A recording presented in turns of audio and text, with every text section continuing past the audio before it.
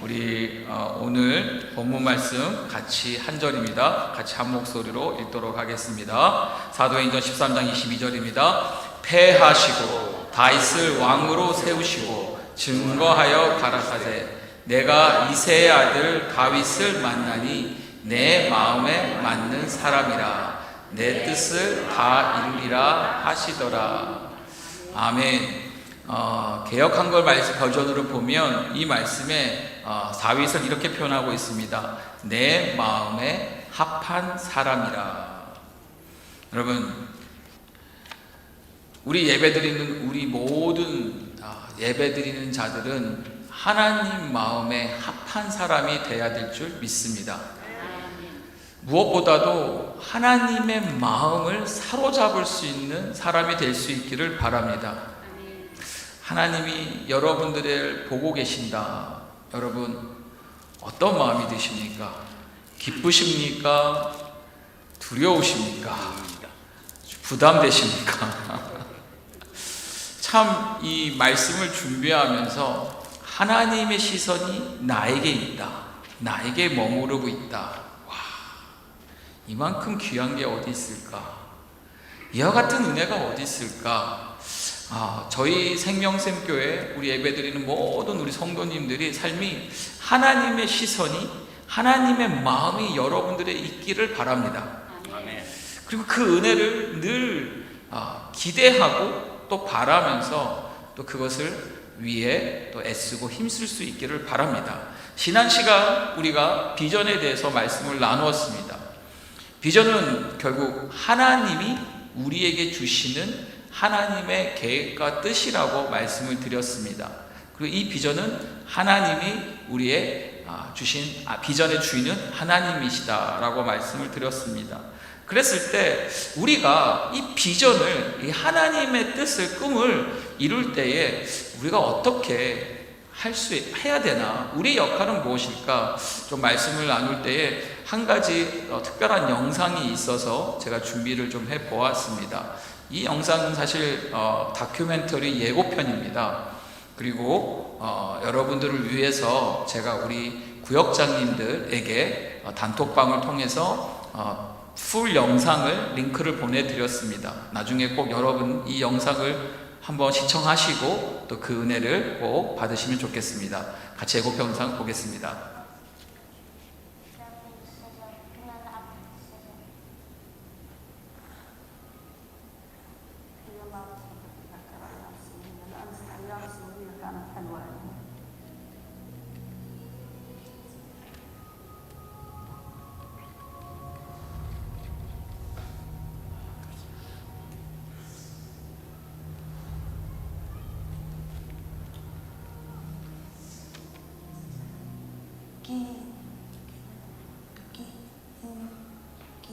كثير علي الإجراح تركتني هون. إذا أنا نصيب بدنا نروح، ما في نصيب ما نروح.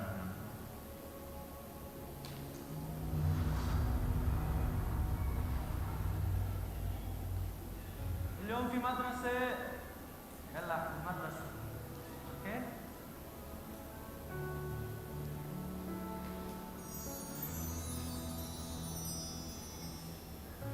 힘들어하고 있는 이들 가운데 제가 찾아가서 그냥 그들과 함께하고 그들의 이야기를 들어주고 우리는 또 그들과 함께 삶을 살고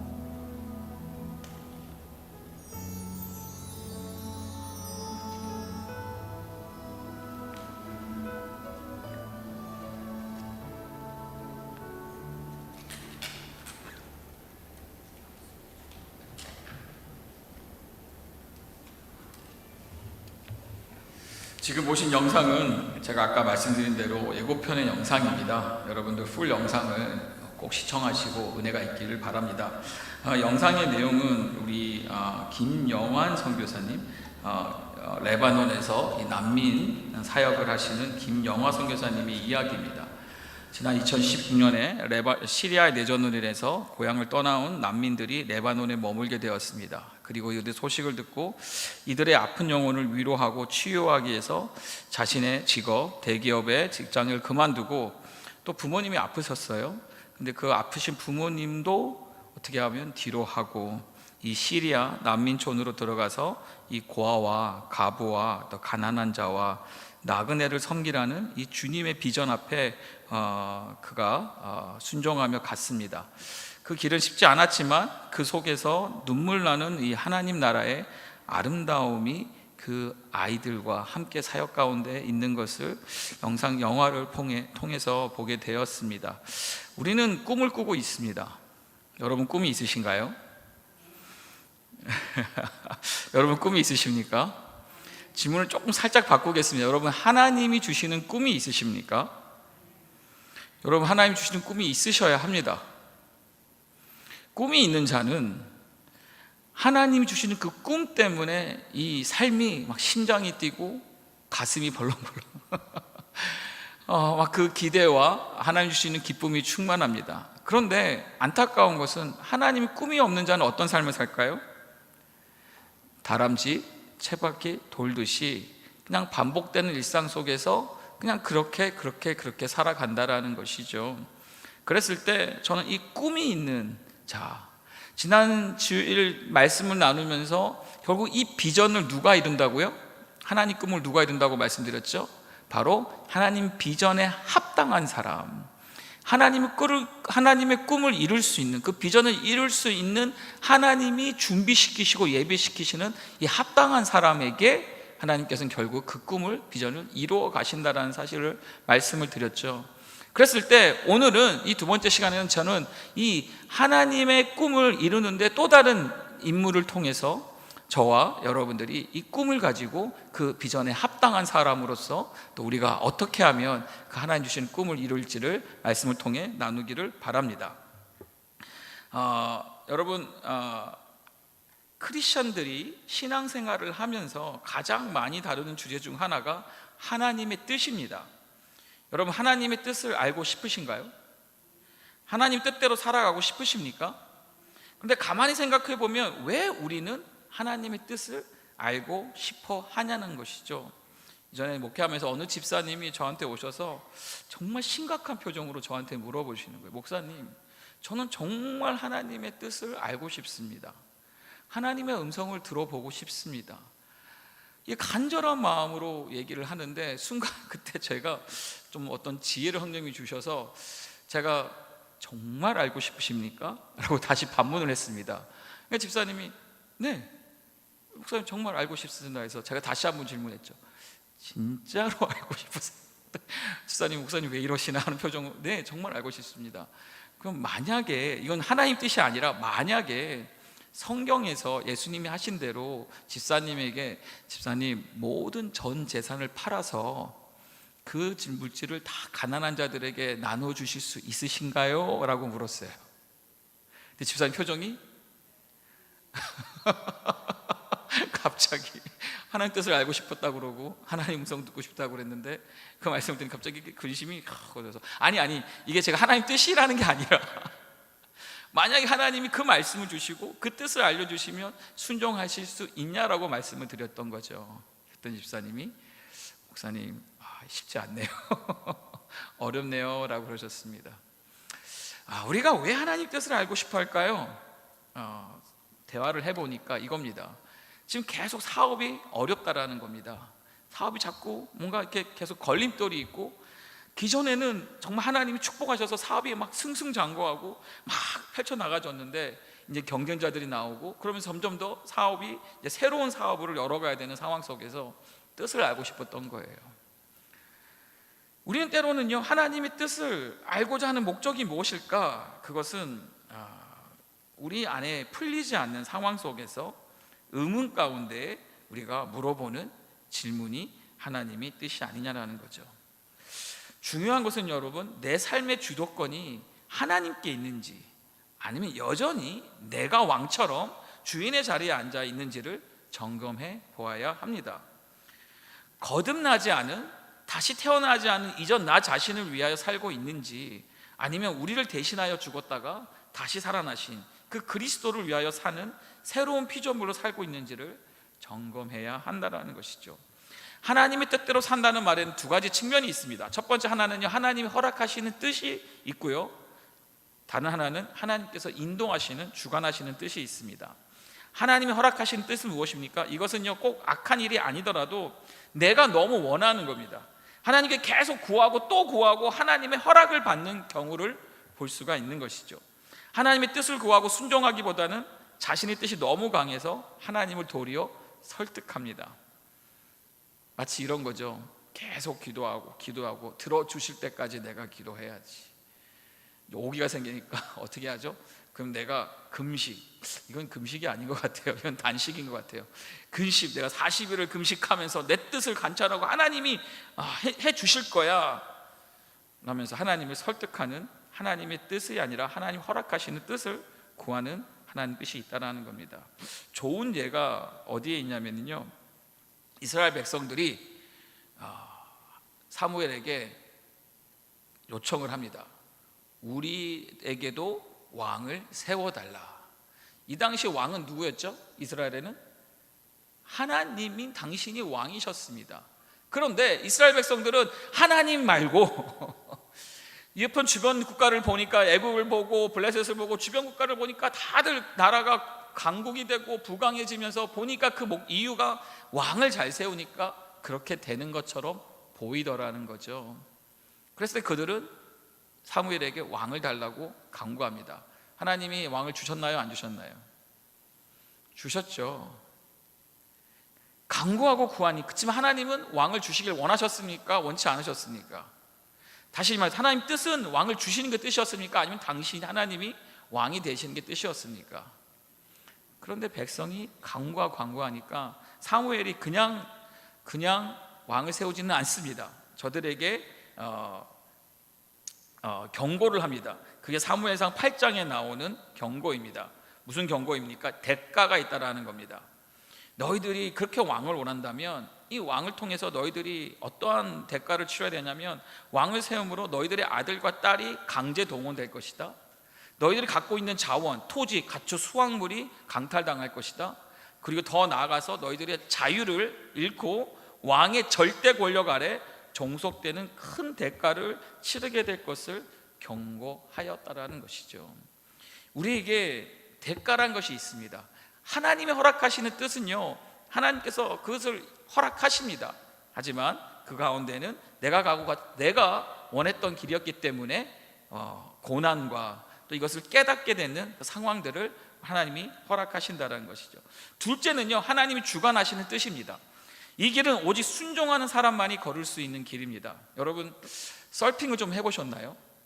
우리가 어디 지역에 살고 있습니까? 이 캘리포니아의 이 바닷가에 30분만 가면 그 파도가 치는데, 여러분 막 파도를 보면 여러분 이렇게 흥분이 되십니까? 저도 샌디에고에 학교를 다녔는데 정말 이 샌디에고 다닌 친구들 중에 특별히 이 백인 친구들이요, 그 옷통을 다 벗고 수영 바지만 입고 서핑보드로 막 뛰어가면 나도 언젠가 저렇게 해보리라 꿈을 꾸면서 따라다니면서 한번 했습니다. 했다가 죽는 줄 알았습니다. 이게 여러분 진짜 파도가 올 때 여러분 이게 신이 납니까? 두렵습니까? 이게 그냥 여러분 이렇게 막 파도가 아니라 진짜 이렇게 키를 넘는 파도를 옵니다. 저는 한번 거기에 잘못 탔다가 빠져가지고 제 생각에는 한 30분이었던 것 같은데 실제로 한 2, 3분이었대요. 막 그 안에서 막 헤엄치면서 막 땅바닥에 굴르고 막 죽을 뻔하고 물 먹고 막 그러면서 나오면서 나는 서핑에 하나님 은사를 안 주셨기 때문에 더 이상 서핑은 간두리라. 근데 여러분, 서핑 타는 친구들 보셨나요? 얼굴을요? 그 뭐 대회 나가서 서핑하는 사람들 보면은요, 그 표정이요 굉장히 기뻐하는 표정입니다. 막 환희에 찬 표정입니다. 그리고 더 큰 파도가 올 때마다 막 감격을 하고 막 인조해하는 게 보입니다. 왜 그럴까요? 그들은 그것을 타고 인조해할 수 있는 거죠. 그렇지만 그것을 타지 못하는, 그것을 보고 저 같은 사람은 어떻게 합니까? 두려워하는 거죠. 생명이 위험을 느끼는 그런 두려움이 있는 거죠. 왜 서핑을 말씀을 드리냐면요, 하나님이 주관하시는, 하나님이 인도하시는 뜻은요, 마치 이 파도를 타는 것과 같은 겁니다. 파도는 내가 만드는 것입니까? 하나님이 만드시는 겁니까? 하나님이 만드시는 것이죠. 그러니까 하나님이 만들어진 파도에 내가 몸을 맡기면 그것을 인조해할 수 있는 사람은 그 파도를 통해서 그 감격과 기쁨을 누리고 또 하나님을 그 은혜를 누리게 된다라는 것이죠.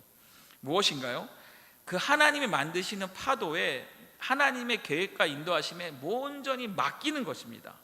맡길 때에 그것을 누릴 수 있는 것이고 그것을 인조해할 수 있는 그 은혜를 누릴 수 있다라는 것이죠. 이 길이 결국은 절대로 편안하지 않고 절대로 예측 가능한 길이 아닙니다. 하지만 힘들지만 그 속에서 무엇을 경험해요? 하나님의 살아계신 역사를 경험하게 된다라는 것이죠. 아까 우리가 봤던 이 김영하 선교사님 이야기도 마찬가지입니다. 고통스럽고 어렵고 부모님이 몸이 불편하시고 나중에는요 이 부모님이 조금 몸이 괜찮으셨을 때는 선교관 자신의 아들을 위해서 하지 않던 일을 다시 시작하시고 또 일을 해서 만들어진 물질을 또 자신의 아들 선교사님에게 보내면서 그것을 협력하는 내용들이 그 다큐멘터리를 보면 볼 수가 있습니다. 참 이렇게 하나님의 뜻을 따른다라는 거, 하나님 비전을 이룬다라는 거 무엇입니까? 그 안에서 참된 하나님의 믿음을 발견하고 그 기쁨을 발견할 수 있다라는 것이죠. 오늘 저와 여러분은요 이 골리앗과 다윗의 싸움 이야기를 좀 보기를 원합니다. 이 사건을 통해 분명히 알 수 있는 사실이 하나 있습니다. 하나님의 뜻대로 하는 일에는요 반드시 특징이 있습니다. 어떤 특징이냐면 바로 하나님은 하나님의 역사가 반드시 드러난다라는 것입니다.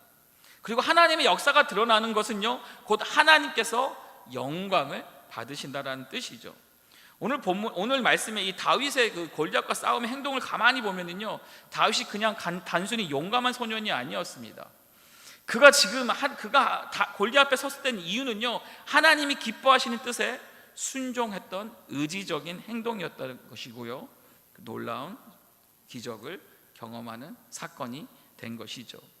참 그 장면을 묵상을 해보고 장면을 그림화하고 영화해 보면 이 조그만 소년이 그 큰 거인 앞에 무엇을 할 수 있을까?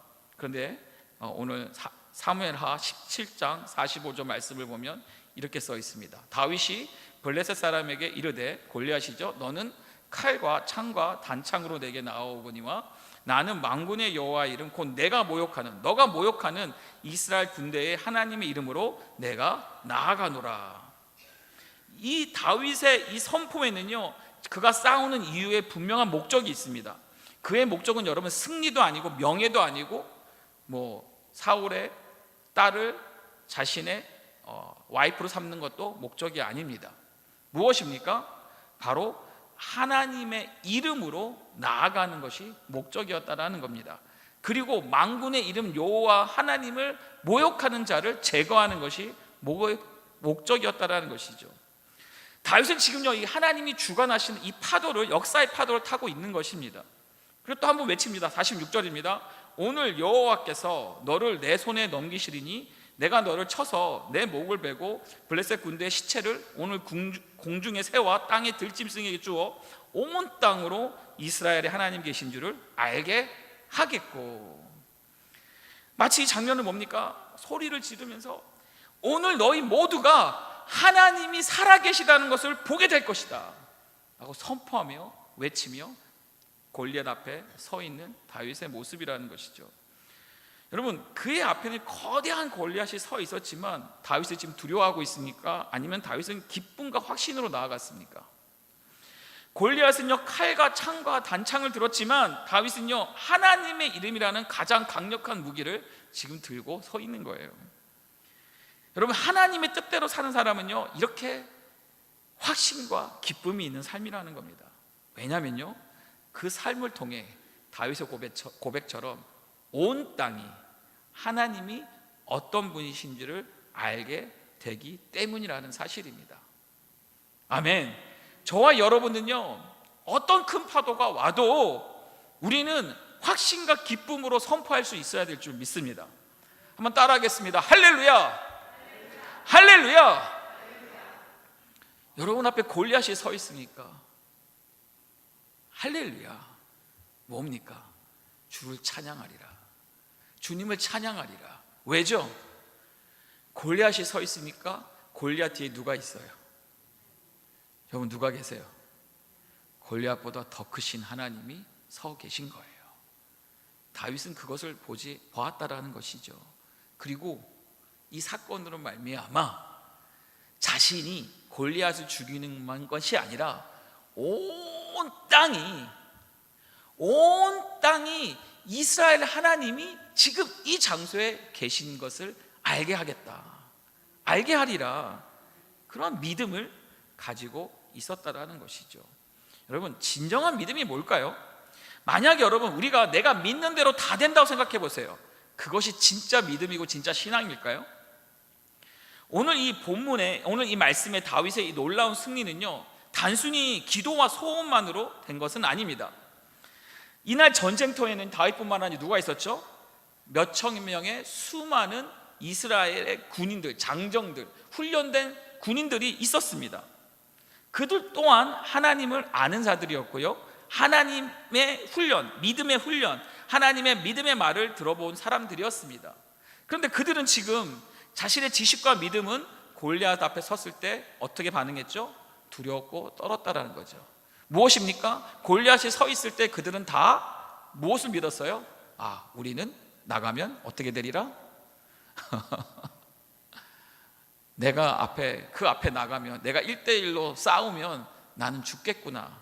이미 다 죽을 것을 알고 두려워 쓰러져 있었다라는 사실이죠. 그들 속에는 이 두려움이 있었기 때문에 숨어 있었다라는 겁니다. 그렇지만 반대로 다윗의 이 선포는, 그 선포는 무엇입니까? 그가 확신에 차서 선포하고 행동으로 옮겼기 때문에 가능하겠다라는 것이죠. 이게 오해하면 안 되는 내용이 있습니다. 뭐냐면요, 믿음은 그냥 열심히 기도만 하면 저절로 이루어진다? 아니라는 겁니다. 하나님이 우리에게 말씀하시죠. 쉬지 말고 기도하라라고 말씀하십니다. 저는 그 말씀 묵상하면서 왜 쉬지 말고 기도하라는 것일까? 이유가 무엇일까요? 쉰다라는 건 뭡니까? 쉬지 말라는 건 무엇입니까? 내가 숨을 멈추지 말고 한숨이라도 놓치지 말고 기도하라는 것입니다. 다시 말하면 우리의 심장이 뛰지 않습니까? 심장이 뛴다는 것이 결국은 우리가 호흡한다라는 것인데, 이 쉬지 않는, 심장이 멈추지 않을 때까지 우리는 하나님과 계속 뭐 하라고요? 호흡하라는 것이죠. 하나님과 함께 호흡한다는 것은 무엇일까요? 여러분, 아까 제가 시작할 때 하나님 시선이 머문다고 제가 말씀을 드리지 않았습니까? 호흡한다는 건 무엇입니까? 그분과 동행하는 것입니다. 하나님의 손을 잡고 가는 것이죠. 그리고 손을 붙잡고 믿음으로 내가 할 수 있는 일을 행하는 것입니다. 그 비전을 이루어 나가는 것입니다. 허락하신 광야를, 그 광야의 그 파도 앞에서 나는 담대하게 서는 것이죠. 왜죠, 여러분? 하나님의 손을 잡고 있기 때문에. 여러분, 하나님과 호흡하고 계십니까? 쉬지 말고 기도하고 계십니까? 하나님 손을 붙잡고 계십니까? 그러면 이 소년 다윗처럼 우리도 담대함으로 나아갈 수 있다라는 사실입니다. 중요한 것은 단 한 가지였습니다. 무엇입니까? 바로 지금 이 상황이, 이 파도가 몰려오는 이 골리앗이 있는 상황이 하나님의 주권 안에 있다라는 확신과 믿음을 가지고 있다라는 것이었죠. 그 믿음이 다윗에게 무엇을 주었습니까? 용기를 주었고, 그 용기가 다윗으로 하여금 담대하게 자신의 신앙을, 또 하나님의 말씀을 선포하게 되었고요. 그리고 그 선포가 결국 역사를 만드는, 하나님의 기적을 만드는, 우리가 많이 들은 다윗이 골리앗을 이기는 싸움으로 바뀌게 되었다라는 것이죠. 자, 이 믿음 뒤에는요, 숨겨진 준비가 있습니다. 다윗이 이렇게 믿음을 선포하고 골리앗 앞에 서기 전에 다윗은 어떤 삶을 살았는지 여러분 아시나요? 다윗을 골리앗이 이길 수 있던 것은 단순히 그냥 맹목적으로 믿었기 때문에 이긴 것이 아닙니다. 자, 말씀을 자세히 보시면요, 다윗은 평소에도 이 믿음의 과정, 믿음의 싸움, 믿음의 전쟁을 끊임없이 해왔던 소년이었어요. 그렇지만 그 소년이 무엇이 믿어지건데, 도대체 무슨 일이 있었길래 이렇게 담대하게 선포하냐라는 것이죠. 사무엘상 17장 34절 37절에 보면 다윗이 사울 왕 앞에 섭니다. 사울 왕이 웃죠. 왜 웃어요? 너무 조그만 애가 와가지고 자기가 나가서 골리앗하고 싸운다고 하니. 여러분, 사울 왕은 어떤 왕이었습니까? 그가 뽑힐 때에 다른 사람들보다 머리가 하나 더 큰 자, 다시 말하면 그래도 이스라엘에서는 키가 크고 체격이 좋은 정말 용사 중에 용사였던 사울 왕도 지금 골리앗 앞에 못 나가는데 조그만 애가 와가지고 나간다니까 안 믿기죠. 그때 다윗이 뭐라고 말씀하는지 아시나요? 보겠습니다. 사무엘상 17장 34절 37절 말씀입니다. 34절 말씀입니다. 다윗이 사울에게 말하되 주의 종이 아버지의 양을 지킬 때에 사자나 곰이 와서 양떼에서 새끼를 물어가면 35절입니다. 내가 따라가서 그것을 치고 그 입에서 새끼를 건져내었고. 조그만 소년 다윗이 뭘 했다고 여러분? 사자랑 곰이 왔는데 도망가지 않고 뭐 했다고요? 사자랑 곰이 와가지고 이 양떼 중에서도 그 새끼를 물어가요. 그러면 그래 새끼를 한 마리 주지 하고 도망가고 피한 게 아니라 쫓아갔다라는 겁니다. 야, 왜 쫓아갔을까? 미치지 않고서는. 근데 그는 이미 소년 때부터 그런 상황에서 그는 알았다라는 거예요. 무엇이? 하나님이 자기와 함께하고 있다는 사실을. 그러니까 두려운 게 아니라 쫓아가서 뭐랍니까? 그 입에서 새끼를 건져냈대요. 그 말은 뭐니까 그 입을 찢어냈던 거죠. 마치 삼손처럼. 그리고 그것을 쳐 죽였다고 말합니다. 보세요. 그것이 일어나 나를 해하고자 하면 내가 그 무엇을 잡고요? 수염을 잡고 그것을 어떻게 했다고요? 쳐 죽였나이다. 아니, 소년이 정말 그 어린 소년이 어떻게 사자와 곰하고 싸우냐라는 것이죠. 36절입니다. 주의 종이 사자와 곰도 쳤은즉. 뭐라고 말했습니까? 이 한두 번이 아니라는 거예요. 기존에도 사자와 곰도 내가 죽였은즉 살아계신 하나님의 군대를 모욕하는 이 할례받지 않은 블레셋 사람 골리앗도 내가 못하겠냐라는 거죠. 그러면서 이렇게 말합니다. 그가 골리앗이 그 짐승의 하나와 같이 되리이다. 아멘. 아멘. 무엇입니까? 다윗은 이미 싸워본 거예요. 이미 그는 곰과 사자와 싸우면서 하나님의 역사를 경험한 거라는 것이죠. 자, 다시 이걸 뒤집어 얘기하면 하나님께서는 우리에게 갑자기 뜬금없이 골리앗을 보내시는 게 아니라는 거예요. 우리는 이전에도 골리앗 같은 싸움을 우리가 했다 안 했다? 해보았다라는 겁니다. 믿음의 사람에게는요 이런 은혜를 먼저 주시는 겁니다. 우리의 삶 속을 그 전에 돌아보면 우리의 삶 속에서 어려움과 고난과 힘든 상황들이 있었지 않았습니까? 이것을 이미 헤쳐본 사람은 어떻게 한다고요? 다시 파도가 왔을 때 어떻게 해야 돼요? 왔냐? 파도 내가 너를 타리라. 이전엔 내가 꼬꾸라져 넘어졌지만 이제는 내가 그 파도를 내가 한번 멋지게 타보리라. 그것이 믿음이라는 것이죠. 37절 봅니다. 또 다윗이 이르되 여호와께서, 누가요 여러분? 여호와께서 나를 사자의 발톱과 곰의 발톱에서 건져냈었는즉. 그는 알았다라는 겁니다. 그가 사자의 입을 찢고 곰의 수염을 잡았다 할지라도 누가 하신 거예요? 하나님께서, 여호와께서 그 힘을, 그 능력을, 그 기적을 베푸셨다는 것을 알았다라는 것이죠. 그래서 고백하는 겁니다. 여호와께서 나를 사자의 발톱과 곰의 발톱에서 건져내셨을 나를 이 블레셋 사람의 손에서도 어떻게 하리라? 건져내리이다. 이것이 바로 다윗이 골리앗 앞에 나아갈 수 있는 비결이었다라는 겁니다. 믿음의 비결은 뭡니까? 결국 그 안에 준비되어 있는 믿음의 여정이 축적되어 있는 믿음에 향한 하나님의 믿음의 분량이 있었다라는 것이죠. 단순히 그냥 내가 믿어, 맹목적으로 믿어가 아니라 하나님과 함께 호흡하면서 쌓여졌던 그 실력들이 하나님을 향한 마음을 가지고 그 앞에 당당하게 설 수 있었다라는 겁니다. 다시 다윗과 골리앗 싸우는 장면으로 갑니다. 여러분, 골리앗의 키가 얼마나 큰지 아시나요? 9피트 6인치입니다. 여러분, 저도 예전에 NBA 농구를 너무 좋아했었는데 그 레전드인 샤킬 오닐의 키가 몇인지 아시나요? 2m 14cm입니다. 엄청 큽니다. 그런데 그보다 무려 거의 1m가 더 큽니다. 골리앗이. 그리고 그에게 둘러져 있는 이 갑옷의 무게도 어마어마합니다. 그리고 그가 저는 참 골리앗을 이렇게 묵상하면 그렇게 키도 크고 그렇게 거인 같은 존재가 또 갑옷은 다 챙겨 입었습니다. 철저하게. 그리고 어디만 딱 비었냐면 얼굴만 비어 있습니다. 그랬던 그가 그 앞에서 다윗이 어떻게 섰냐라는 것이죠. 사무엘상 17장 40절입니다. 다윗은 어떻게 섰냐면 보십시오. 손에 막대기를 가지고 시내에서 매끄러운 돌 5을 고릅니다. 그리고 자기의 목자의 제구 그 주머니 속에 넣고 손에 물매를 가지고 블레셋 사람에게로 나아갑니다. 다윗이 무엇을 가졌다고요? 매끄러운 돌 5개. 그걸로 무엇을 해야 할까요? 골리앗을 맞춰야 합니다. 근데 이 맞히는 것 또한 그냥 하루아침에 갑자기 그래 내가 하나님을 믿고 내가 해보리라 하고 나서 돌을 들고 와서 돌려서 골리앗을 맞힌다고 맞춰질까요? 어떤 목사님은 이걸 이렇게 생각하더라고요. 골리앗이 워낙 크니까, 타겟이 워낙 크니까 다윗도 아주 그냥 편하게 던지지 않았겠냐라고 해석하시는데 모르겠어요. 왜냐하면 골리앗이 워낙 크지만, 타겟은 워낙 크지만 그가 지금 온갖 자기 몸을 갑옷으로 두르고 있어요.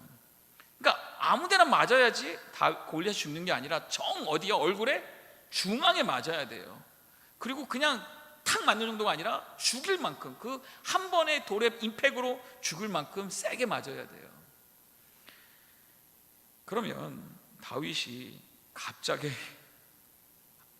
초사인이 돼가지고 탁 맞힐 수 있는 그러한 것이 아니라는 것이죠. 하루아침에 준비된 것이 아니라는 겁니다. 이 돌도 많이 던져본 사람이 어떻게 해요? 던지는 거죠. 양을 지키면서 수없이 연습했고, 아까 들짐승과 곰과 사자와 싸우면서 다듬어진 실력이라는 겁니다. 그리고 그 실력을 보세요. 실력을 가진 자도 믿음이 없으면 담대하지 않습니다. 하지만 믿음을 가지고 누구를 위해요? 하나님 앞에 하나님의 우리를 사용했더니 결국은 다윗은 그 기회를 통하여서 골리앗의 유일했던 약점인 그 얼굴에 정중앙에 맞히고 골리앗이 쓰러진 것을 보게 됩니다. 그 내용을 또 다시 한번 48절에 봅니다. 블레셋 사람이 일어나 다윗에게로 마주 가까이 올 때에 다윗이 블레셋 사람을 향하여 빨리 뛰며 어떻게 했다고요? 빨리 뛰었다라고 말합니다. 그래서 49절에 손을 주머니에 넣어서 돌을 가지고 물매로 던져서 블레셋 사람의 이마에 침에 돌이 그 이마에 어떻게 됐다고요? 박히니 땅에 엎드려지니라. 다윗은요 이미 이러한 실력을 가지고 잘 훈련했던 겁니다. 그리고 하나님이 그 훈련을 시키신 거죠.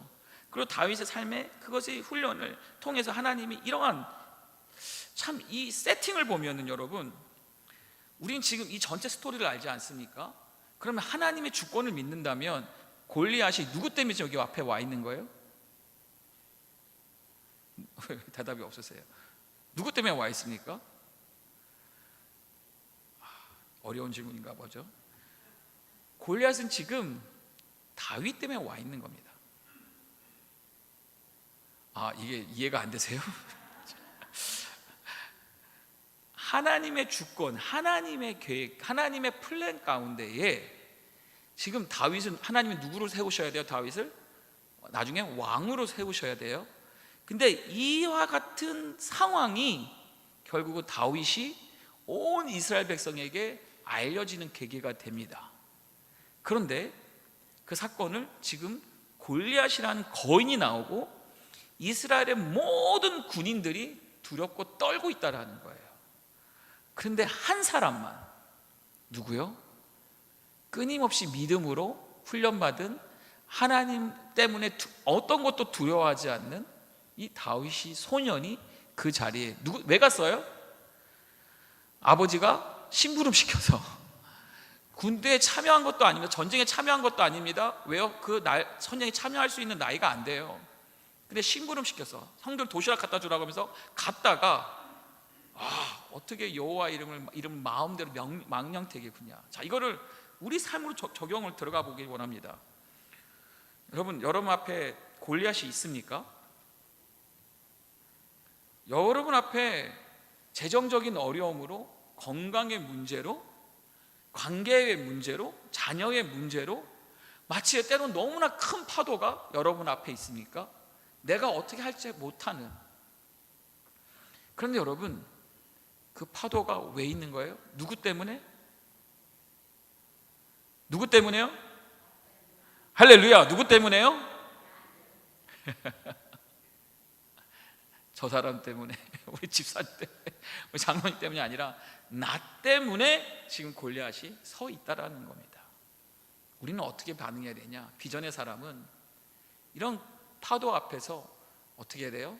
웃으면서 와라, 와라, 내가 이 파도를 타리라. 우리 하나님께서 바다를 걷게 하든지 아니면 바다를 가르시든지 우리 하나님이 함께 하시면 나는 승리하리라. 이런 믿음의 선포가 내가 이 사건으로 말미암아 온 땅에 하나님이 하나님 되심을 알게 하리라. 이런 믿음의 선포와 믿음의 고백들이 이 안에 있는 다윗이 위대함이 있다라는 것이죠. 준비된 자에게 여러분 강력한 믿음이 더해질 때 하나님의 역사가 일어나는 것입니다. 믿음의 역사는 이례적인 사건으로 끝나는 것이 아니라 하나님과 함께하는 삶을 통해 드러나고 증명되는 것이라는 것이죠. 단순한 믿음으로 나아갈 때 다윗이 승리하게 되었다는 것이 아니라 믿음으로 살아왔던 다윗이 하나님께서 계획해 놓으신, 하나님이 세팅해 놓으신 이 싸움에서 승리했다라는 것입니다. 준비된 자는 믿음을 만나 하나님의 계획, 하나님의 비전을 이루어 간다는 사실인 거죠. 여러분 주보에 보시면은요, 제가 와서 부임하면서 기도하는 가운데 우리 교역자들과 같이 상의하면서 어떠한 슬로건을 가지고 가야 될까, 우리 교회가 어떠한 방향으로 갈까 했을 때 이렇게 썼습니다. 한번 읽어보겠습니다. 믿음의 지평을 넓혀라. 기적은 준비된 자의 것이다. 오늘 설교를 해서 제가 이걸 쓴 것이 아니라 와서 기도하는 가운데에 하나님 앞에, 하나님 정말 우리 생명샘교회가 어떤 방향, 어떤 비전을 가야겠습니까? 이 마음을 주셨어요. 무엇이냐? 하나님께서 우리에게 기적을 주신다라는 겁니다. 이때는 아멘이 이상하셨습니까? 하나님 우리에게 기적을 주실 줄 믿습니다. 하나님 우리 교회를 통해 하나님이 하시고자 하는 큰 기적이 있는 줄 믿습니다. 이게 그냥 허황되고 험황된 것 쫓는 것이 아니라 하나님의 사람이기 때문에, 하나님을 향해 꿈을 꾸고 있기 때문에, 성령을 받은 사람은 자녀들은 예언할 것이고 청년들은 환상을 보고 아비들은 꿈을 꾸겠다 하시는 그 약속의 말씀을 믿고 꿈을 꾸는 겁니다. 근데 참 놀랍게도요, 정말 놀랍게도요, 저는 오면서부터 끊임없는 파도가 찾아옵니다. 하나님께 이걸 이렇게 쓰지 말걸, 괜히 이렇게 써가지고 파도가 끊임없이 옵니다. 근데 여러분 두려워해야 될까요? 무서워해야 될 겁니까? 숨어야 됩니까? 아니라는 거죠. 다윗처럼 올 때마다 하나님 보여주시옵소서, 하나님이 하나님 되심을 알게 하여 주시옵소서, 반드시 하나님 은혜를 주시옵소서, 반드시 하나님의 이름이 높여지기를 소망합니다. 기도하니까 하나씩 하나님이 풀어주시고 하나님이 기적을 보여주시고 하나님이 그 파도를 타도록 우리를 인도하실 줄 믿습니다. 여러분은 참 좋은 교회, 좋은 목회자를 만났습니다. 자꾸 제 입으로 이런 말을 죄송하지만 왜죠 여러분? 우리는 기적을 경험하는 교회가 될 줄 믿습니다. 여러분 기적은요, 하나님 나라에서 기적은요 기적이 아닙니다. 당연한 겁니다. 이 땅에 믿는 자들이 사는 삶 속에 기적은 당연한 것입니다. 근데 반대로 진짜 기적이 뭔지 아세요? 믿는다고 하지만 하나님 역사가 없는 거, 그게 기적입니다. 믿는다고 하면서 맨날 두려워 떨고 골리앗 앞에서 숨고 있고, 이것이 기적인 거죠. 아니 하나님이 살아계시는데, 우리 하나님이 함께 하시는데 제가 조금 흥분했습니다. 중요한 것은 무엇입니까? 하나님이 함께 하시는 믿음.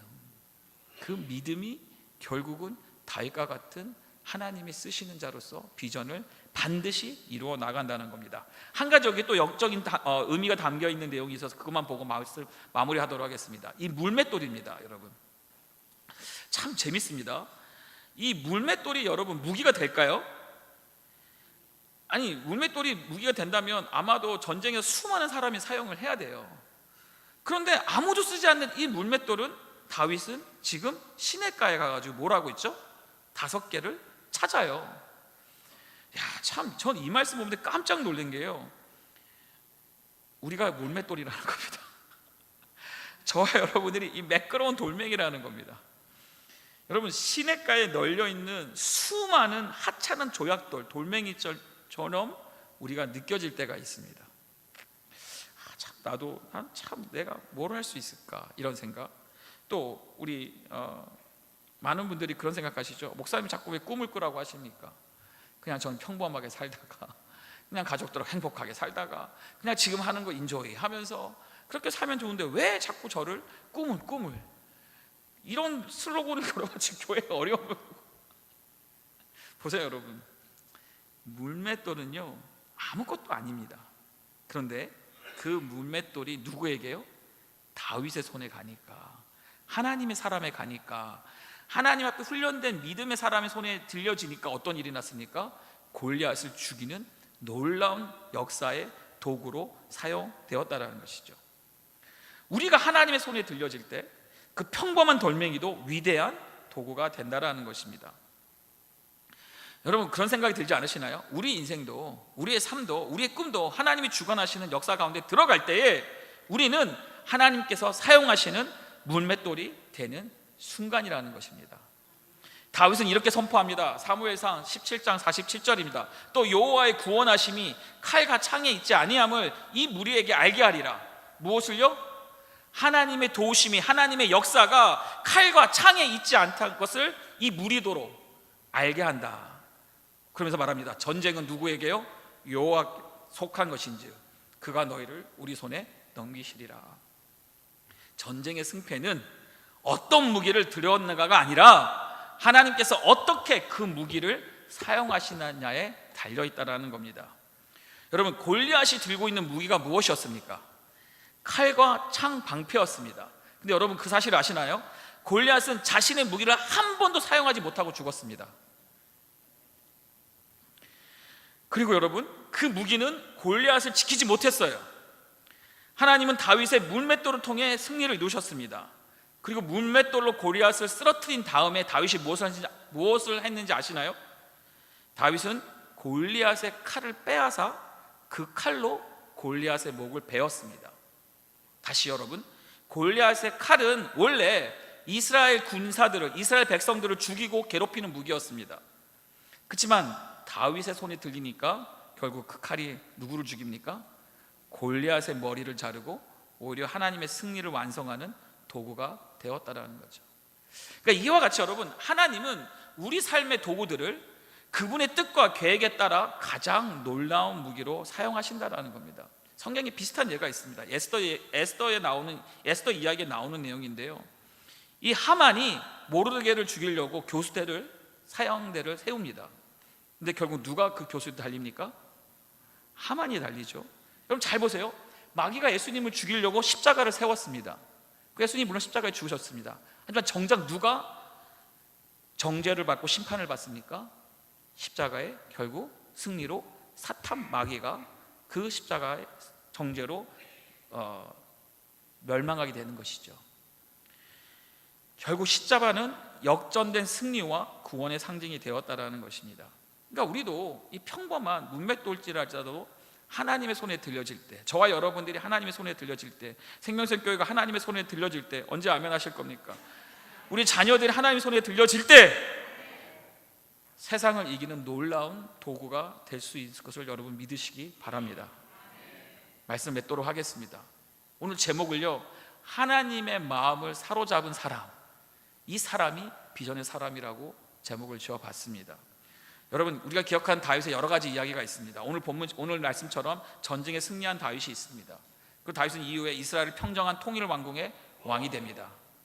그랬던 다윗이 바세바와 불륜을 저지르는 죄를 범하는 다윗이 됩니다. 하지만 그가 눈물을 흘리고 통곡하며 회개를 하였습니다. 그래도 그 아이에게서 낳은 첫 번째 아이는 죽게 됩니다. 그리고 죄의 씨로 말미암아 엄청난 비극을 다윗은 경험합니다. 도망자가 됩니다. 그리고 눈물을 흘리며 하나님께 기도하였습니다. 그의 일생 가운데도요, 실수와 죄가 반복이 되었습니다. 하지만 다윗이 왜 하나님 마음을 사로잡은 사람이 되었습니까? 그는 끝까지 하나님의 이름을 붙들고 살았다라는 겁니다. 언제까지요? 죽기까지. 죽는 그날까지 다윗은 하나님의 이름을 붙들고 살았습니다. 여러분, 첫 번째 사울 왕 기억나시나요? 이도 하나님의 소명을 갖고 시작을 했습니다. 여러분, 사울 왕도 실력 있는 사람이었습니다. 훈련된 사람이었습니다. 그는 겸손으로 시작했습니다. 하지만 자신의 고집 때문에, 무엇 때문에 여러분? 자신의 고집 때문에 하나님의 뜻을 거슬렸습니다. 그가 하나님을 떠났을 때 그의 실력은요, 자신을 높이는 교만의 도구가 되어버렸습니다. 여러분, 우리가 지금 마가복음을 보고 있는데, 마가서를 보고 있는데, 이 복음서에 보면 끊임없이 등장하는 인물들이 바리새인, 사두개인들, 서기관들, 대제사장들이 자주 등장합니다. 여러분, 이들이 처음부터 여러분 이렇게 악한 자로서, 위선자로서 시작되었을까요? 아니라는 것이죠. 저들도 처음에는 하나님의 뜻을 이루고자 세워졌던 지도자들이었습니다. 그래서 그들은 율법을 공부하고 율법을 가르치고 백성들을 인도하고 하나님 나라를 세우는 중요한 역할을 맡았습니다. 근데 문제가 뭐예요? 시간이 흐르면서 그는 점점 전통과 행위에 집착하게 되었고요, 겉으로 보이는 율법 준수와 간습을 강조하고요, 정작 하나님께서 원하시는 뜻, 그 목적, 그 마음과 진정한 복음을 오히려 외면했다라는 겁니다. 결과가 뭡니까? 예수님 말씀하시죠. 해칠한 자의 무덤이라면서 외식주의에 빠졌다라는 것이죠. 겉으로는 경건하지만 그 속마음은 아주 무덤이었다라는 겁니다. 철저히 자기 고집과 이익에 사로잡혔다는 겁니다. 주님이 막 사탄의 마귀 자식들 하면서 그렇게 책망하고 질망하는 자들이 저들이었다는 것이죠. 그러니까 하나님의 뜻보다 무엇인가요? 자신의 권위와 체면과 이익을 먼저 챙겼다라는 겁니다. 예수님께서 전하는 새롭고 살아있는 복음, 사랑과 긍휼, 은혜의 하나님 나라 선포에 그들은 대적하고 저항했다라는 것이죠. 이들의 모습은 오늘날 우리에게도 경고가 됩니다. 여러분, 우리도 하나님을 섬긴다 하면서 전통이나 관습, 내 생각과 이익이 우선된다면 진정한 하나님의 뜻과 복음은 사라지고 맙니다. 오늘 우리도 스스로 돌아보아야 한다는 것이죠. 진심으로 하나님의 뜻을 따라가고 있는지, 아니면 내 방식, 내 생각, 내 유익을 우선하는 건 아닌지 한번 돌아보아야 된다는 것이죠. 다윗은 죄를 지었어도 끝까지 어떻게 했다고요? 하나님의 뜻을 따르려고 끝까지 하나님을 붙잡았다는 사실입니다. 그러니까 우리가 결국 마지막까지 붙들어야 되는 건 뭡니까? 하나님의 이름이라는 것입니다. 하나님께서 다윗을 버리지 않으셨습니다. 여러분, 다윗은 실력 있는 사람이었습니다. 그러나 하나님께서 실력만으로 사람을 쓰지는 않는다는 것을 분명히 하셨습니다. 하나님을 누구요? 어떻게 하고요? 의지하고 하나님을 경외하며 끝까지 하나님을 믿었을 때 우리가 준비한 실력도 쓰임을 받을 수 있다는 사실입니다. 저는 우리 생명사교회 성도님들이 오랜 기간 신앙의 그 여정 가운데 준비되어지고 실력이 쌓여지고 믿음이 생겨지고 그 은혜가 있는 줄 믿습니다. 이제 중요한 것은 무엇입니까? 꿈을 끝까지 붙드는 겁니다. 다시금 첫사랑으로 돌아가는 겁니다. 하나님으로 시작한 그 시간으로 돌아가는 겁니다. 그 은혜로 돌아가는 것입니다. 그것이 회복돼야 되는 것입니다. 그리고 다시금 주님 앞에 회개하며 나와야 되는 것이죠.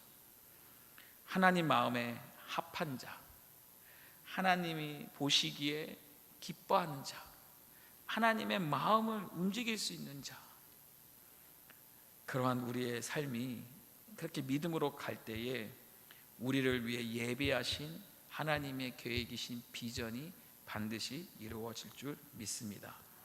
믿음은 하나님의 계획을 우리 삶에서 만나게 하는 하나님의 기적의 통로가 된다는 것이죠. 실력을 준비하기 바랍니다. 많은 사람이 두렵고 떨고 숨는다 할지라도 저는 일어나기를 원합니다. 우리 성도님들은 일어나기를 원합니다. 여러분 가정에 이 골리앗 같은 존재가 있어서 많은 사람이 낙담하고 실망하더라도 여러분만큼은 믿음의 사람들은 그 자리에서 무릎 꿇고 기도할 수 있기를 바랍니다. 우리의 상황이 녹록치 않다 할지라도 우리는 끊임없이 믿음으로 하나님 앞에 나아갈 때에 하나님을 감동시킬 것이고 하나님이 끊임없는 기적에 사자와 곰의 입에 붙잡혀 있는 이 어린 양을 꺼낼 수 있는 그러한 실력을, 그러한 능력을 우리에게 주실 줄 믿습니다. 순종하는 사람이 소망이 있는 것이고 하나님 마음을 알고 그 마음에 나의 마음이 반응하는 것이 결국은 기적과 역사를 이루어내는 사람인 줄 믿습니다.